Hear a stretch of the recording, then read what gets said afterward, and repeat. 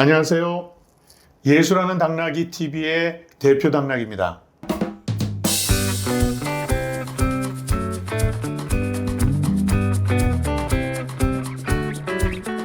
여러분, 지금 보이는 이미지가 뭔지 아시겠습니까? 모르신다면 혹시 어떤 공간인지 추측해 볼 수는 있으실까요? 어려우시겠죠? 저는 외계인2가 100만을 넘기 전에 극장에서 관람했습니다. 물론 일부도 극장에서 봤습니다. 개인적으로 저는 최동원 감독을 천재라고 평가하고 있고, 또 그간 최동원 스타일 영화를 좋아했던 관객의 입장에서 판타지 장르를 그다지 좋아하지는 않지만 그래도 극장에서 봤습니다. 극장에서 한국 영화를 봐라 라는 정우성 배우의 애잔했던 외침에 공감하기 때문이기도 합니다. 사실 1편은 혹편을 받기에 충분했습니다. 외계인 안에서 완벽한 이야기꾼이었던 최동훈은 완전히 길을 잃었습니다. 자, 그래서 당연히 저는 2편은 안 만드는 게 돈을 버는 건데 라는 생각을 하고 있었죠.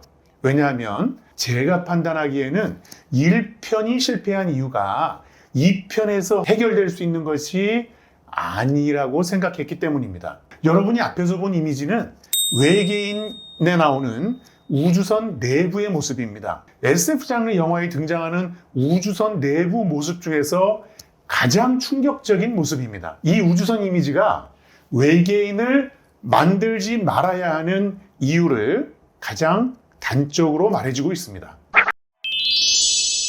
그렇다면 여러분, 외계인 1은 왜 실패했을까요? 그리고 외계인 2는 왜 1편의 실패를 만회하지 못했을까요? 외계인2를 관람한 사람들은 일부에서 풀지 못한 숙제를 푼 것만으로도 만족한다면서 자조적인 감상평을 얘기하기도 합니다. 심지어 어떤 기자는 한국형 SF 영화라는 대단히 용감한 평가를 내리기도 했었습니다. 사실 외계인 2부는 일부에서 숙제를 풀지 못한 최동훈의 답안지를 보는 듯한 느낌이었다는데 동의합니다. 좋은 말로 우리가 밑밥이라고 표현하지만 영화 외계인의 문제는 밑밥과 숙제풀이 정도의 문제가 절대로 아닙니다. 외계인은 3부나 4부를 만든다고 해도 풀 수 없는 문제라는 한계를 가지고 있습니다. 최동원이 외계인2에서 풀어냈다는 숙제는 사실 숙제가 아닌 거죠. 다른 그냥 보조, 연습 문제를 풀었다고 저는 생각합니다. 이론적으로 외계인 1, 2가 실패한 근본적인 원인은 3가지로 정리할 수 있는데요. 이 3가지 이유에는 최근 한국 영화는 물론이고 스토리 산업 전체에 나타나고 있는 본질적인 문제점이 아주 고스란히 담겨 있다고 봐야 합니다. 자, 제가 생각하는 외계인이 성공하지 못한 첫 번째 이유는 장르 특성에 대한 학습이 부족했다는 데 있습니다. 최근 흥행에 참패한 작품 중에는 SF 장르가 꽤 많다고 저는 기억하고 있는데요. 인랑이라는 작품도 그랬고요. 승리호, 더문, 정의 같은 작품도 그랬고, 구직자들이라는 작품도 SF 기반의 작품이었지만 흥행에 그다지 성공하지 못한 작품에 속한다고 저는 생각합니다. 하지만 외국 SF는 한국에서도 성공하는 성과를 많이 내기도 합니다. 자, 인터스텔라가 그랬고요. 그래비티, 마이너리티 리포트나 제가 가장 좋아하는 SF 영화인데요. 그 블레이드 러너 같은 영화, 그 다음에 매트릭스, 이런 영화들은 좋은 영화는 물론이고 성공한 영화라는 평가를 받기에 부족한 게 없는 영화들이죠. 하지만 우리 스토리 산업의 현실에서는 SF 장르는 아직까지 주류 장르에 속하지는 않고 있습니다. 그러니까 최동원 감독이 도전한 외계인은 판타지와 SF 장르를 혼합한 독특한 성격의 영화인데요. 여기서 중요한 것은 SF 장르라는 건 과학적인 이론에 근간하고 있어야만 하는 것이고, 판타지 장르는 작가의 발랄한 상상력을 기반으로 그 스토리 빌딩이 만들어진다는 사실입니다. 그러니까 SF 장르 스토리가 성공하기 위해서는 2가지 전제 조건이 필요한데요. 그 중에 첫 번째는 과학적 이론에 해박한 지식을 갖고 있는 전문 작가가 있어야 됩니다. 그러니까 우리가 최동원 감독을 비롯해서 이 분야에 능통한 전문 연출가나 작가가 아직은 부족한 게 사실이고, 이 분야에 대한 국민의 관심사, 그러니까 그 과학에 대해서 우리가 산업적인 관심은 있지만 스토리나 상식으로서의 관심사는 좀 낮은 편이고, 그런 상식 관심사가 필요할 정도의 교육적인 지원이 충분히 이루어지고 있느냐라는 질문에 그렇다라고 대답하기는 사실 아직은 좀 어렵고 부족한 상태라는 것이죠. 그러니까 과학에 관한 호기심이나 지식이 있어야만 SF 장르에 대한 취향이 생기는 것인데, 아직 그런 걸 가진 관객들이 그리 많지는 않습니다. 이것은 아주 중요한 얘기라서 우리가 다음에 다시 한번 다룰 기회가 있겠지만, 순수 예술 산업이 형성되지 못하는 이유와도 일맥상통하는 주장입니다.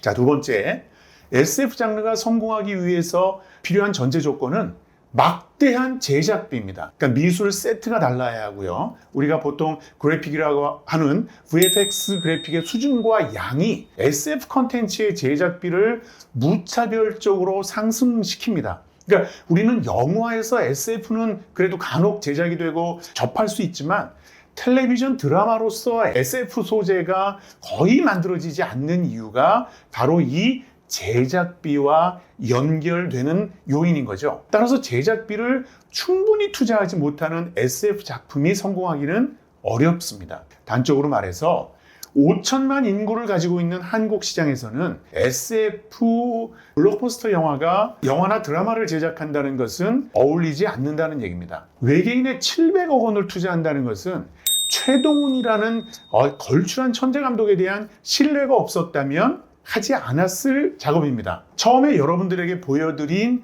우주선 내부의 모습이 바로 최동훈의 SF가 어느 수준에서 기획되었는지를 말해주고 있습니다.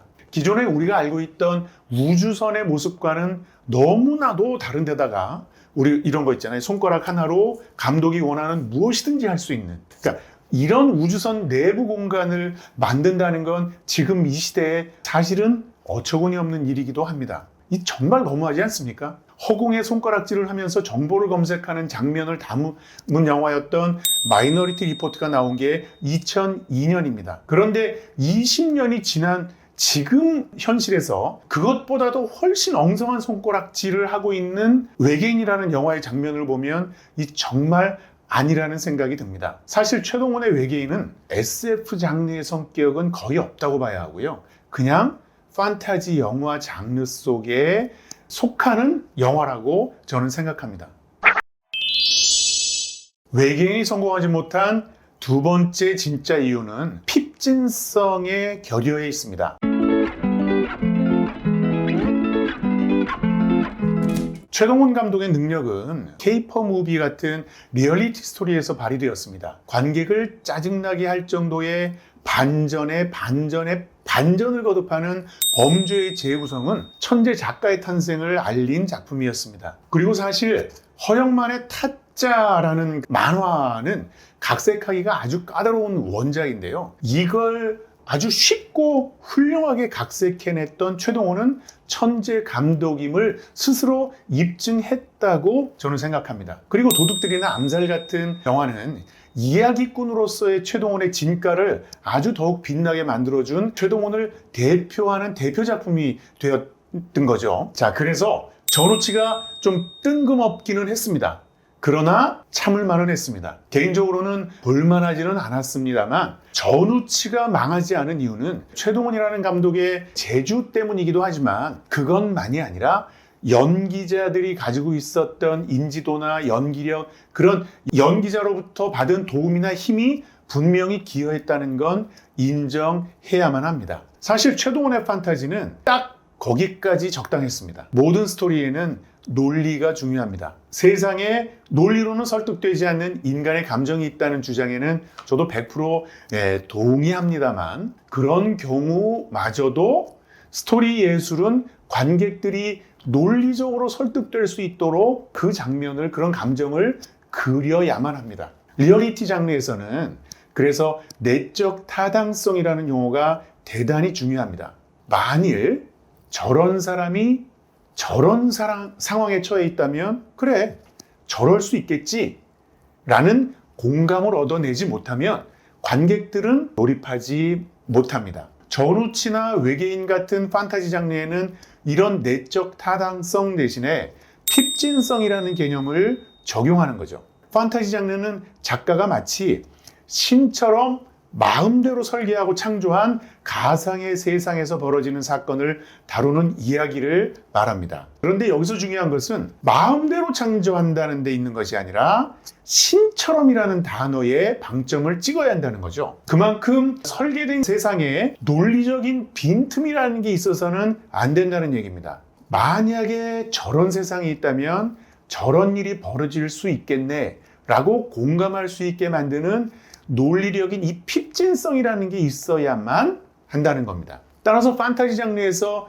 핍진성에 문제가 생기게 되면 관객들은 길을 잃어버리게 됩니다. 왜냐하면 말이죠. 스토리 속 세상은 작가가 그냥 창조한 세상이기 때문에 그 세상에 대한 상식이나 지식이 관객에게는 전혀 없기 때문에 그냥 흘러가는 대로 관전만 할 수밖에 없는 거거든요. 그러니까 핍진성이 없는 스토리는 작가가 하고 싶은 대로, 작가 마음대로 원칙이 없이 하는 이야기가 돼버리는데, 그렇게 되면 관객은 공감 없이 그냥 팔짱을 끼게 되는 겁니다. 여기서 팔짱을 낀다는 건 아무 관심이 없이 그래 어떻게 노는지 그냥 내가 봐줄게 라는 뜻이거든요. 그러니까 외계인 2부에서 최동원이 풀었다는 숙제가 바로 이러한 핍진성의 문제 중에서 아주 일부분을 해결했다는 의미인데, 그런데 외계인에는 핍진성의 근본적인 문제가 그대로 남아 있습니다. 가장 대표적인 사례가 바로 신검입니다.